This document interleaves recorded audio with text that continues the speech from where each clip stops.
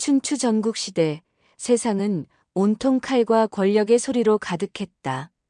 제후들은 더 넓은 땅을, 더 많은 군사를, 더 큰 성을 원했다. 그 소란스러운 세상 한복판에서 노자라는 한 노인이 조용히 앉아 도자기를 빚고 있었다. 어느 날 젊고 야심찬 학자가 노자를 찾아왔다. 그는 천하를 구하고자 하는 큰 뜻을 품고 있었으나 어디서부터 시작해야 할지 몰라 고민하고 있었다. 선생님, 이 혼란한 세상을 어떻게 바로잡을 수 있겠습니까? 저는 많은 것을 배웠고 여러 가지 계책도 생각해 보았습니다. 하지만 갈수록 답이 보이지 않습니다. 노자는 손을 멈추지 않고 흙을 빚으며 말했다. 그대는 참으로 많은 것을 알고 있구나.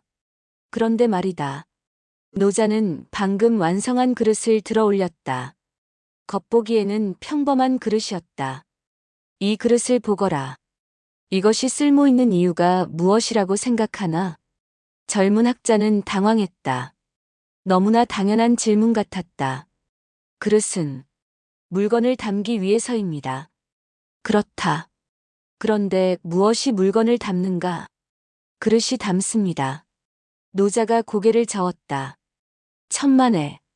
그릇의 벽이 물을 담는 것이 아니다. 그릇 안에 빈 공간이 물을 담는 것이다. 노자는 그릇을 뒤집어 보였다. 만약 이 그릇이 흙으로 가득 차 있다면 어떻게 되겠나? 아무것도 담을 수 없을 것이다. 그릇이 그릇다운 것은 비어 있기 때문이다. 젊은 학자는 잠시 생각에 잠겼다. 하지만 선생님, 그것이 세상을 다스리는 것과 무슨 관계가 있습니까? 노자는 미소를 지었다. 그대는 지금까지 무엇인가를 채우려고만 했다.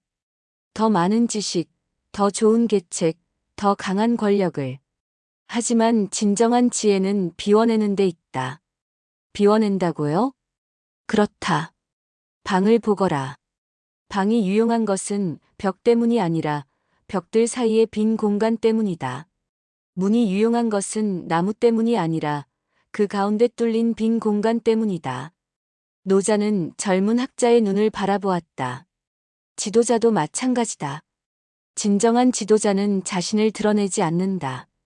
자신의 생각으로 백성들을 채우려 하지 않는다. 오히려 자신을 비워서 백성들이 스스로 채울 수 있는 공간을 만들어준다. 그러면 아무것도 하지 말라는 뜻입니까? 무의는 아무것도 하지 않음이 아니다. 자연의 도를 거스르지 않고 행동하는 것이다. 물을 보거라. 노자가 마당의 물동이를 가리켰다.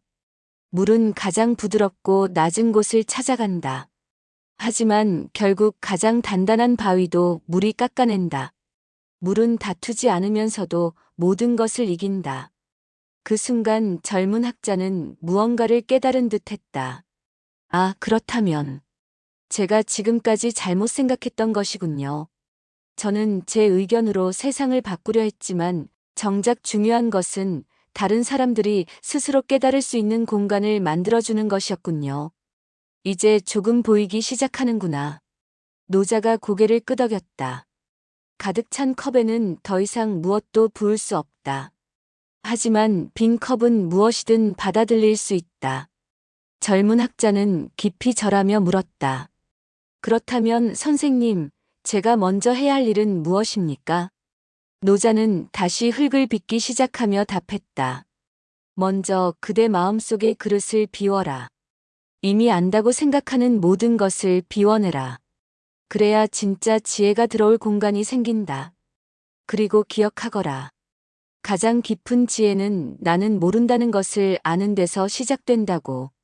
노자의 이 가르침은 오늘날에도 깊은 울림을 준다.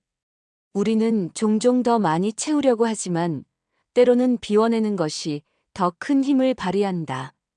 진정한 리더십은 자신의 권위를 내세우는 것이 아니라 다른 사람들이 성장할 수 있는 공간을 만들어주는 것이다.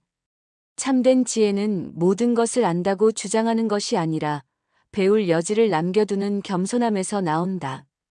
빈 그릇처럼 우리 마음이 비어 있을 때 비로소 진정한 가치를 담을 수 있다. 구독과 좋아요를 눌러주신다면 좋은 콘텐츠로 보답하겠습니다. 감사합니다.